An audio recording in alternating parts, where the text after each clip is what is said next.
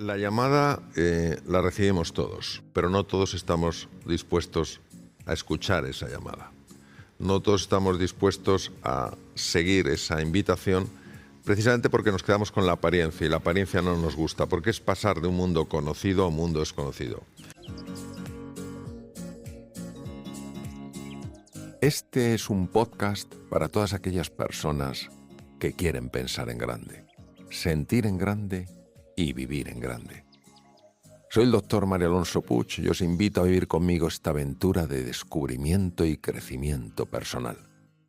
Solo quizás se llegue antes, pero juntos llegaremos mucho más lejos. Bienvenidos. Mario, vamos a tu libro porque hablaba yo de la incomodidad. Hay un punto en la vida que siempre puede ser distinto, puede llegar cuando uno es más joven o cuando es mayor, pero hay un punto en la vida en que uno siente incomodidad. O bien con que ya no quiere sentir el cuerpo tan mal, o bien con que quiere sentirse bien dentro de su cuerpo. Y no me refiero solo a un tema físico, ¿no? A habitarse bien y sentirse pleno en la vida. Y ese punto de incomodidad es también el origen del camino del héroe. El héroe está muy tranquilo en el arquetipo, el héroe está muy tranquilo en su casa y de repente hay algo, un llamado superior que le dice: sal de ahí, sal de tu comodidad porque tienes que venir a hacer esta otra tarea. Cuéntanos un poco cuál es el camino, cómo el camino del héroe inspiró este nuevo libro tuyo sobre el despertar de la conciencia y del bienestar. El Camino al Despertar es mi último libro y por tanto es el libro que he escrito después de haber tenido experiencias muy profundas en este sentido, ¿no?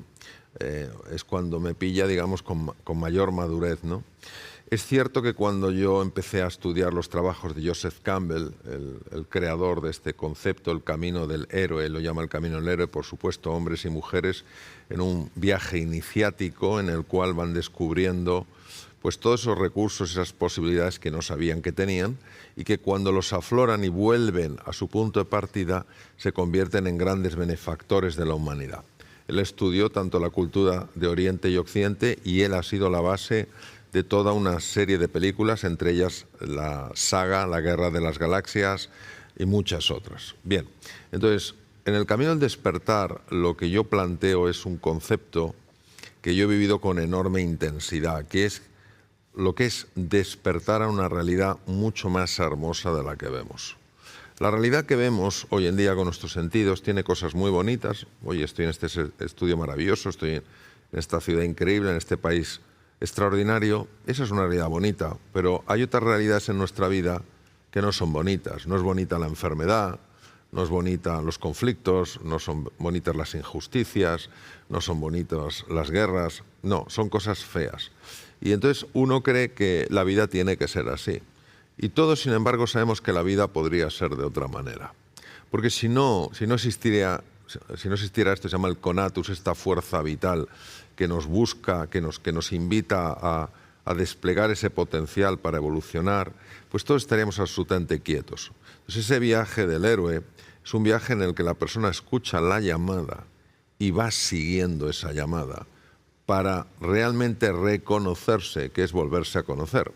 Alguien que lo explicó excepcionalmente bien fue el gran escritor francés Marcel Proust, cuando dijo: el verdadero acto del descubrimiento no es salir a buscar nuevas tierras, sino es aprender a ver la vieja tierra con nuevos ojos. Es decir, es volver al punto de partida, pero volver con una mirada transformada, lo que se llama una metanoia. Tu visión ha cambiado. Es decir, tú te ves ya no como una persona insignificante, incapaz de tener un impacto en el mundo, sino te ves como una persona capaz de mejorar el mundo. No ves a los demás como distantes. Sí les sigues viendo distintos, pero no como distantes. Entonces es mucho más fácil el encuentro. Y no te enfrentas a la vida cuando no te da lo que quieres. Entiendes que la vida te da lo que necesitas. Entonces en este fluir uno realmente es cuando puede vivir. Me gustó mucho ver en el libro las ideas de ciertos arquetipos del camino del héroe, como el del guerrero, del mago y de los demonios. Y me encantaría que nos ayudara brevemente a tener una sensación de cómo se ven estos arquetipos en nuestra vida cotidiana, porque probablemente no vamos a ver un demonio, pero definitivamente nos vamos a encontrar con uno en algún momento. La persona que mejor definió los arquetipos fue el médico suizo Carl Gustav Jung. Él, en sus investigaciones, llegó a la conclusión de que había figuras, imágenes, que todos los seres humanos compartíamos. Hay que recordar que Jung fue una persona que estuvo con Freud 7 años y que encontró que el pensamiento de Freud se quedaba muy limitado con todo el tema sexual, el complejo de Edipo. Y él tenía la sensación de que había algo más por descubrir. Él estuvo en Australia con tribus aborígenes, él estuvo en Estados Unidos con tribus, con nativos en Estados Unidos, él estuvo en África con tribus nativas y empezó a entender cosas que solamente una persona con tanto mundo puede entender, persona que ha recorrido tantos horizontes, ¿no? Los arquetipos son esas figuras que todos tenemos, que cuando, digamos, las traemos al presente, de alguna manera nos invitan a tener una forma de ser. Los arquetipos junguianos son arquetipos complejos. Entonces, en mi vida yo he visto que los dos fundamentales, los que realmente te sacan de casi todos los aprietos, son el guerrero y el mago. Entonces, el guerrero, la figura arquetípica del guerrero representa la capacidad de aguantar el dolor, la capacidad de estar presente sin reaccionar, sin contraatacar, sin huir y sin quedarte bloqueado.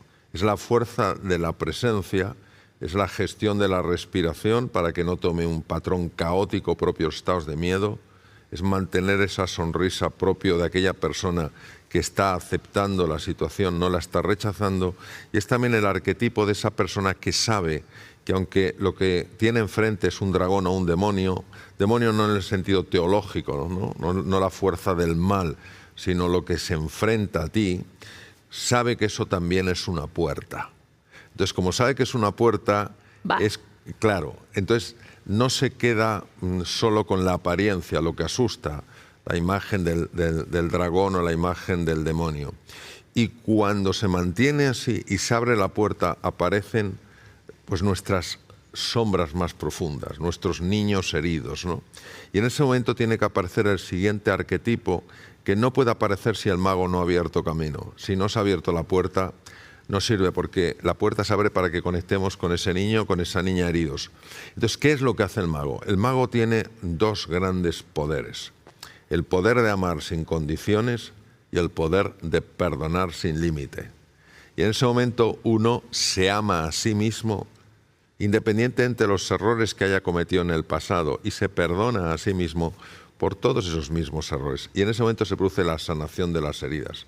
Es impresionante lo que esto puede hacer en la vida de un ser humano. Es absolutamente impresionante. En una ocasión decía una persona, esto es demasiado bonito para ser cierto. Y digo, ¿sabes por qué es cierto? Porque es así de bonito. Por eso es cierto, porque es así de bonito. Oye, Mario, me encantaría volver sobre lo que estás diciendo, porque en Sanamente hemos revisado muchos de estos temas: sanar los traumas, ir al niño herido, pero lo que suele estar justo antes es esa sensación de verdad tengo que ir para allá, como veo la montaña tiene lava, el camino va a ser difícil, tal vez me queme, de verdad tengo que ir allá, y la mayoría en un inicio dice, por favor, no. Es muy difícil querer ir, ¿no? Sí. Y por eso te llevaba un poco como a la vida cotidiana. ¿Cuáles son esos magos que abren la puerta? Es a veces un dolor de estómago que no logro resolver, es a veces alguien con quien me encuentro. ¿Cómo podemos mantener la conciencia despierta para saber cuando el mago está llamando? Bueno, la llamada la recibimos todos. Joseph Campbell, en El viaje del héroe, él dice que todos recibimos la llamada, pero no todos estamos dispuestos a escuchar esa llamada. No todos estamos dispuestos a seguir esa invitación, precisamente porque nos quedamos con la apariencia, y la apariencia no nos gusta, porque es pasar de un mundo conocido a un mundo desconocido. En mi experiencia, ¿cuándo se recorre el camino del héroe? Se recorre cuando suceden dos cosas. Una, cuando estás harto de estar harto. dices, se acabó, yo no pienso seguir así. O la segunda razón, en mi experiencia, es cuando alguien dice algo, alguien ve algo, alguien intuye algo que le inspira a creer que hay algo que se está perdiendo. Porque efectivamente, para que no salgamos de esa zona familiar, para mí, erróneamente llamada zona de confort, porque mucha gente no está confortable ahí, es una zona familiar, nos hemos acostumbrado incluso a una depresión. La persona que tiene una depresión dice, no, es que esto es lo conocido para mí, ¿no? Salir de ahí es desafiante porque se pone en marcha lo que se llama la barrera del pánico. Es como un vértigo, crees que el mundo desaparece. Y eso es una pura ficción de la mente. Entonces, ¿cuándo tú das ese paso hacia adelante? Cuando tienes un poderosísimo motivo. Si no tienes ese motivo, te vas a acoplar a casi todo, ¿no? Entonces, por eso, escuchar la llamada se escucha, en mi experiencia, en una de esas dos situaciones. O realmente necesitas un cambio profundo en tu vida, a veces, como me dices tú, Paloma, ha sucedido una enfermedad, dices tú. Es que no puedo vivir enfermo. No puedo vivir enfermo. O has conseguido mucho desde el punto de vista económico, pero has dejado en el camino a todos tus seres queridos. Y dices, es que no vale la pena. 1000 cosas. Entonces ahí llegas y dices, se acabó. O, como te comentaba antes, intuyes, oyes, ves, sientes que hay algo que te estás perdiendo y dices, estoy dispuesto a cruzar la línea al horizonte convencido de que no me voy a caer en un precipicio lleno de monstruos, sino que voy a descubrir un nuevo continente. Bueno, es que esa certeza es algo que ayuda mucho para atreverse, ¿no? Porque quiero dar otro ejemplo. Mucha gente que ve nuestro programa es gente a la que le ha costado muchísimo o lleva muchos años luchando con salir del bucle de la tristeza, del dolor, del sufrimiento. Y también está cansada, de intentarlo. Entonces me encantaría entrar un poquito en lo que mencionabas del guerrero, porque el guerrero tiene que hacer un esfuerzo, está llamado a hacer un esfuerzo y sabe que eso le va a costar, que es algo que en esta época nos cuesta mucho entender, que las cosas está bien que nos cuesten, ¿no? Es algo complicado de comprender. Pero algo que también nos cuesta comprender es a qué llamamos guerrero, que no es necesariamente, de hecho no, violento. No. Entonces ahí hay una distinción de cómo se habita esa fuerza y ese guerrero, cómo se da esa pelea sin violencia. Pues mira, es la misma distinción que hay entre la rabia y la ira o entre el deseo de corregir y el deseo de castigar. Por ejemplo, una persona hace algo inadecuado. Tú no puedes quedarte impasible, tienes que decirle que eso no es lo correcto. Entonces, lo que buscas es la corrección. Entonces tienes que ser muy duro con el hecho. Oye, esto no se hace así. Pero tú no quieres agredir a la persona. Es decir, tú quieres corregir, no quieres castigar. La corrección viene de la rabia. ¡Pum! La ira está asociada a la voluntad de castigo. Entonces, eso es una cosa que tenemos que tener muy claro. Cuando nosotros hablamos del guerrero, esa figura, hombre o mujer, que invocan el arquetipo del guerrero, quieren corregir, no quieren castigar. Pueden utilizar esa fuerza, que es la fuerza de la rabia, entendida como parar la agresión, pero sin deseo de dañar al agresor. Entonces, por tanto, un límite en el fondo, claro, es un gran límite. Es una línea fina, pero es una línea muy precisa. Cuando yo ejercía la cirugía, lógicamente, igual que cualquier cirujano, tenía un instrumento que corta mucho, que es el bisturí. Yo cuando daba un corte en una incisión abdominal, yo tenía que cortar exactamente, no me podía pasar. Es una línea fina, sí, pero es la línea a la que hay que llegar. Entonces, esa es la diferencia. Cuando hablamos del guerrero hablamos de una posición, una postura firme, que para el daño, pero no quiere atacar al agresor, no quiere herirle. Es una persona, es una figura arquetípica que lo que busca es decir, me voy a mantener, no voy a atacar, no voy a huir ni me voy a quedar bloqueado. Es decir, mi presencia es mi testigo. Es un arquetipo en el cual la respiración tiene que estar siempre a nivel del abdomen, porque si se va al tórax, eso es lo propio de las situaciones de ansiedad y de pánico. Mantiene la sonrisa propia de aquella persona que no está rechazando la prueba, sino que la está abrazando. El mismo médico Jung decía: lo que se resiste persiste, lo que se abraza se transforma. El guerrero abraza la prueba.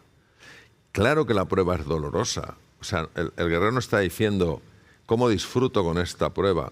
El guerrero está diciendo: necesito esta prueba para pasar al siguiente nivel. Todos lo sabemos, una sociedad donde muchas veces el mensaje es que quien se esfuerza, que quien lucha es el tonto de la clase. Yo vengo a decir humildemente lo contrario, que el esfuerzo tiene un valor siempre que tenga sentido. Y el esfuerzo que hace el guerrero es un esfuerzo con sentido. Eso de que las cosas pasan porque sí, que las frutas caen de los árboles sin que el agricultor plante la semilla, abone la tierra y riegue, eso no sé cómo no lo hemos creído. Es muy fácil de comprar esa idea.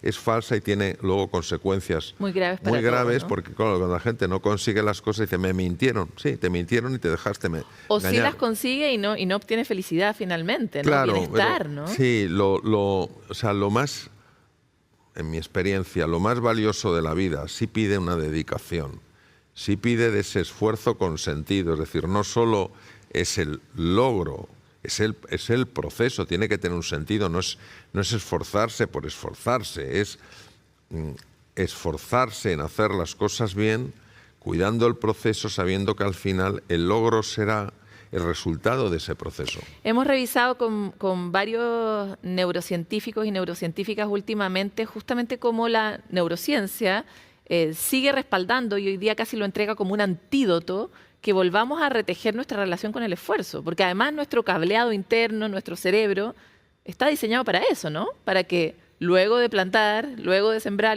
salga la fruta, no que uno encuentre una fruta como fortuitamente.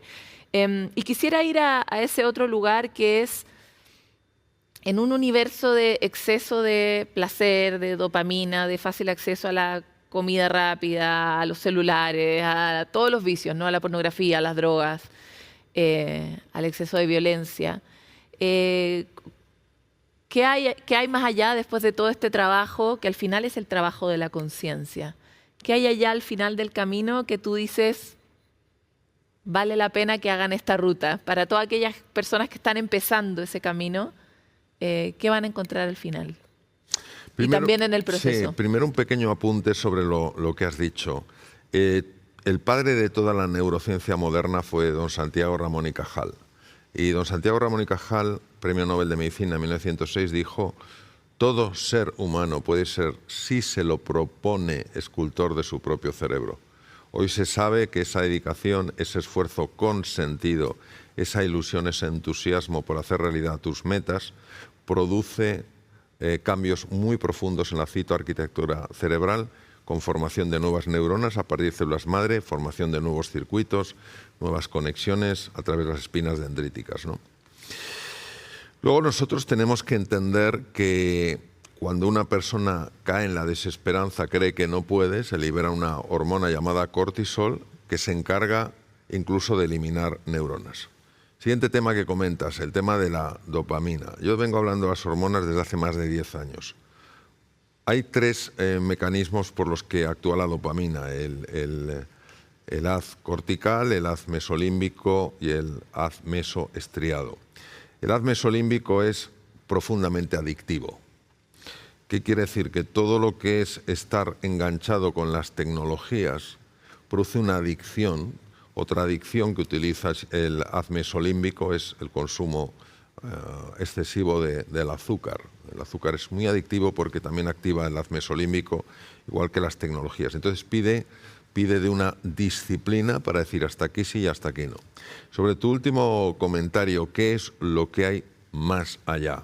Es decir, cuando uno supera la dimensión más física, la dimensión más mental, ¿qué es lo que hay? Pues hay una cosa que es preciosa: el sentido de la unidad. El sentido de la unidad, que nos necesitamos inmensamente unos a otros. Que el daño que te haga a ti, aunque no lo vea, me lo estoy haciendo a mí. Que lo que yo te ayude a ti está teniendo un impacto en mí, incluso en las personas que no están entre tú y yo. Y esto también tiene una gran explicación a nivel hormonal, ya que hay una liberación de una hormona llamada oxitocina, que es de las hormonas no solo que mejor controlan el estrés para que no sea excesivo, protegen el corazón, protegen el sistema inmune. Es decir, ¿qué es lo que hay más allá de lo que vemos? Descubrir lo que realmente somos. ¿Y qué somos en el fondo? Somos hermanos. ¿Por qué? ¿Qué nos hermana? ¿Nos hermana nuestra nacionalidad? En nuestro caso sí, porque somos países hermanos. Chile y España somos países hermanos. Pero lo que sobre todo nos hermana es una cosa muy sencilla. Todos queremos lo mismo, ser más felices y sufrir menos.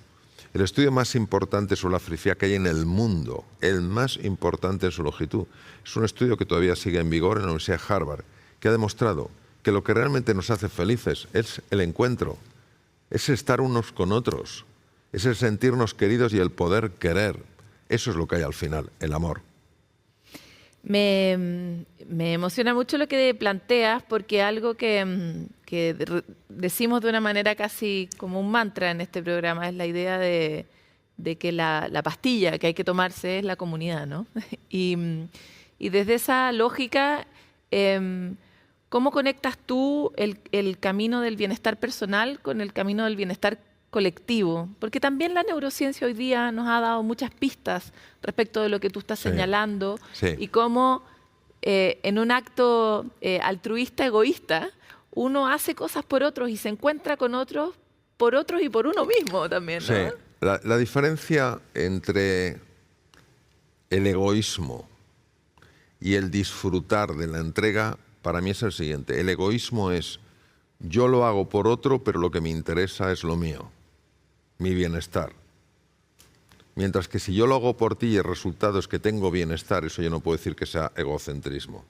Sobre el tema de la comunidad es muy importante. Hay un estudio que se llama The Blue Zones, las zonas azules. Lo cubrimos acá también. Y las zonas azules se llaman así porque el principal investigador utilizó para marcarlos tinta azul, por eso se llama Blue Zones. Y hay una región en el sur de California, una zona que se llama Loma Linda, y en Loma Linda se ha demostrado que uno de los factores más importantes para la longevidad, pero no solo la longevidad, el tiempo de vida, sino la calidad de vida, es un sentido de comunidad. En Loma Linda, por distintas razones, hay ese sentido de comunidad, se echan una mano unos a otros, nadie es indiferente, no hay esa desidia de, bueno, lo que le pase al otro es su problema. Y es uno de los factores que se ha visto, pero no solo en Loma Linda, quizás donde más destaca, pero se ha visto también en Ojimi, en Okinawa, en Japón. Es decir, es uno de los factores... Y en Guanacaste, en todas las Blue Zones hay comunidades muy fuertes. Muy fuertes. Y esto es muy interesante porque en el 2009 ganó el Premio Nobel de Medicina doctora Blackburn por el descubrimiento de la telomerasa, que repara los telómeros, que son predictores de la longevidad. La doctora Blackburn no solo es una científico de primer nivel, es decir, un premio Nobel de Medicina, pero es que además es una mujer con un gran componente humanista, y ella ha demostrado que la relación humana, cuando tú te sientes valorada, querida, escuchada, apoyada, etcétera, etcétera, aumenta los niveles de telomerasa de tal manera que los telómeros se hacen más largos. Es un predictor de la longevidad. También sabemos que cuando hay esa relación de comunidad, se activa el sistema nervioso parasimpático, que utiliza como neurotransmisor la acetilcolina. La acetilcolina es muy importante porque regula muy bien el funcionamiento del sistema inmune. El sistema inmune, cuando altera su funcionamiento, es responsable de enfermedades muy graves. Enfermedades que se llaman autoinmunes. Y claro, saber que tenemos todo un sistema que regula el funcionamiento del sistema inmune para que no liberen citoquinas inflamatorias que pueden producir un desastre en el cuerpo, sino todo lo contrario, citoquinas antiinflamatorias, y que eso lo puede generar el propio encuentro, me parece de una belleza extraordinaria. Sí, es precioso. Mario, te quiero agradecer por esta conversación. Fantástico tenerte aquí en Sanamente, que te vaya muy bien aquí en Chile, esperamos tenerte de vuelta. Muchas gracias. Ojalá este podcast te haya gustado y pueda convertirse en una inspiración a la hora de desplegar y hacer florecer tu verdadero potencial.